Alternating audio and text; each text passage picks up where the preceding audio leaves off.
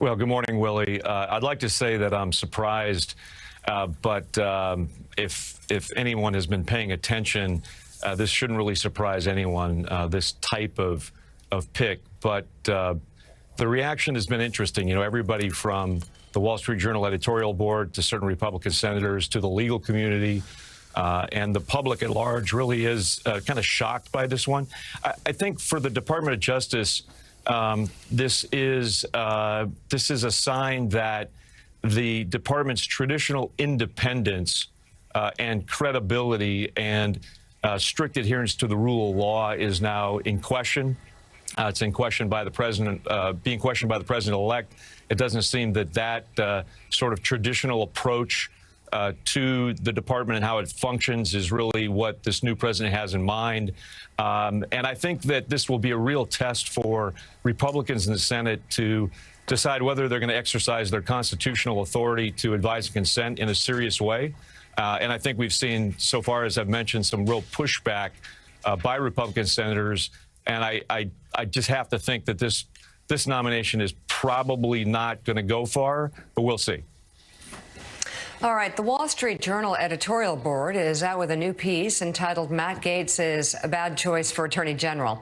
It reads in part this: Mr. Trump lauded Mr. Gaetz' law degree from William and Mary, but it might as well be a doctorate in outrage theater. He's a performer, he's a provocateur, and his views is that the more explosions he can cause, the more attention he can get.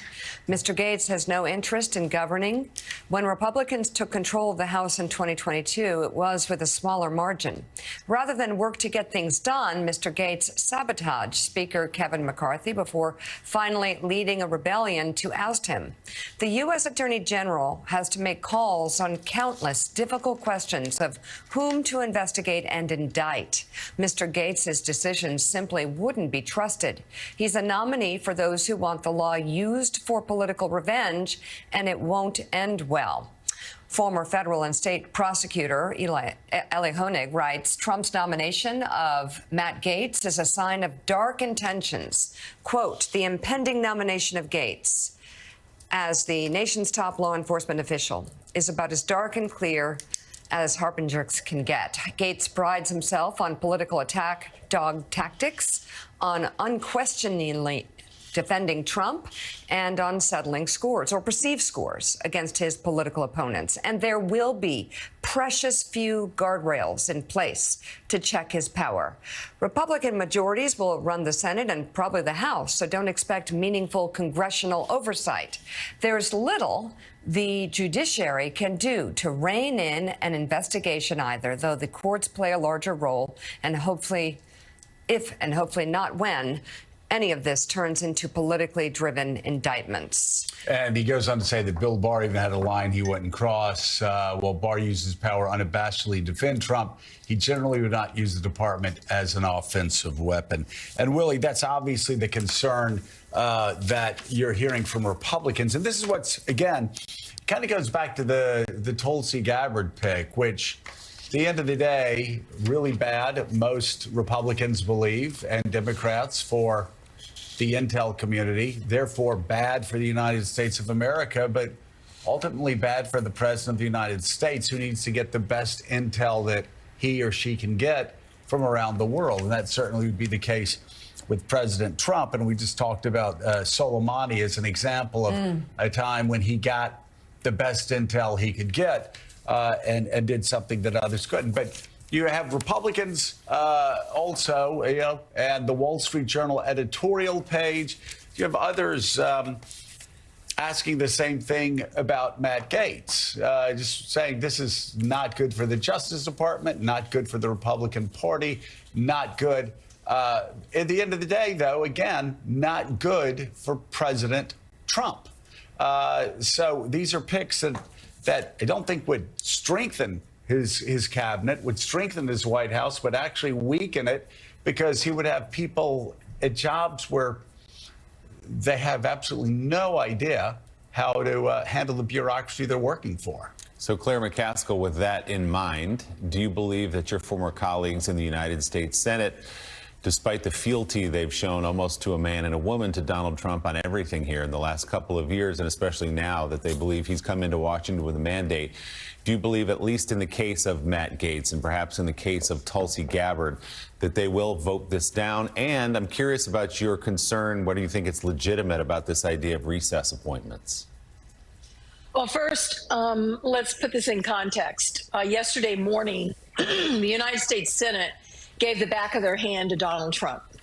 Everybody in the Senate knew that Donald Trump did not want John Thune as leader. Now, why were they able to do that? Because it was a secret ballot. But nonetheless, they did it. Then a couple of hours later, he drops Gaetz and Gabbard. Now, I made a list last night of 11 names of senators that I think are most likely to say no to both of these appointments, particularly Gaetz. And keep in mind a few of these names, like Chuck Grassley, for example. Grassley's not going to run again. He just got reelected, and he's 90. You've got Mitch McConnell. Mitch McConnell's not going to run again. You've got Susan Collins, who I can't imagine voting for these people. You've got Lisa Murkowski. I can't imagine Lisa voting for these people. You only need 3. So I think Trump was sending a letter to the Senate saying one of 2 things. Either I expect the Senate to ignore the part of the Constitution which says you must give advice and consent, or 2, you've got to show me that you have no power. I need you to demonstrate to me that the Senate is not in session ever, because what you do does not matter. I just don't think either one of those are going to sit well with the majority of the United States Senate. And and keep in mind, Willie, they still have to do a background check on Matt Gaetz. Anybody who thinks the FBI can't get what the Ethics Committee has in the House has never been subjected to a background check. And trust me, a background check for Attorney General is not your average run-of-the-mill background check. And then the same thing for Tulsi Gabbard. The background check for DNI is not your average background check. So, and I just don't think this recess appointment thing is going to fly with the Supreme Court for jobs like Attorney General of the United States.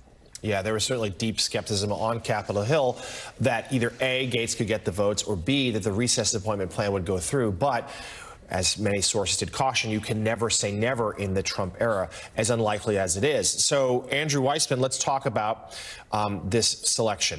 First, you certainly know the Department of Justice intimately. Give us your sense of the reaction you believe is happening inside that building to the possibility of Matt Gaetz leading it as Attorney General, and also what it would be like if Gaetz, if he does find a path to confirmation, if he does find his way into that post. Just what would that look like for the Department of Justice and the nation? Well, I think the reaction in the department is really one of shock, and it's not because of a policy difference. People at the department have been there for years and years, and they are used to the fact that elections have consequences and that you can have attorney generals and you can have presidents who come in with very different agendas. But the reason for the shock is not that. It's that just start with the fundamental. There's a complete lack of qualification for the job. In other words, you might disagree with Bill Barr, you might disagree with Sessions or Merrick Garland, but they're serious people. They're people who are able to do the job. We have lots more to get to this hour. Morning Joe Weekend continues after a short break.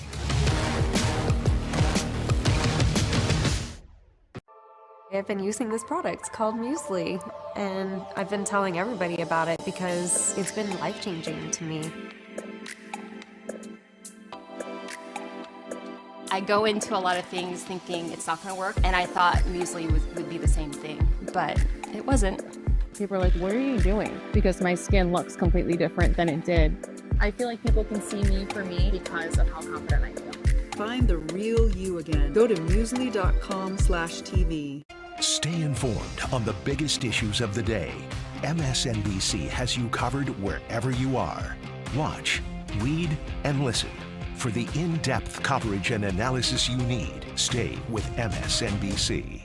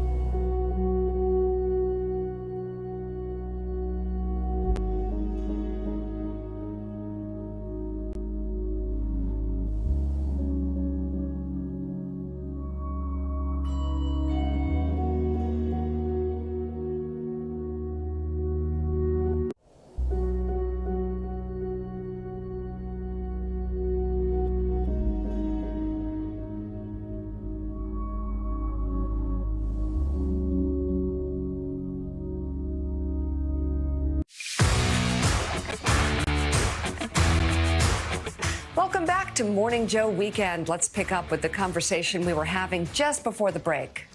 Greg, I mean, how do you think this plays into the idea of competence, and does this actually work in the way that even Donald Trump might want it to work? Well, it evinces, I think, a fundamental misunderstanding or lack of understanding on the part of the president-elect, even after having served as president for 4 years, about how the government really works and how these agencies and departments work. But let me go back, if I could, just for a moment to the comment that Senator McCaskill made about the background investigation. In the normal course, of course, traditionally, presidents, White Houses have used the FBI to do background investigations to be able to, generally before a nomination is announced, but not always,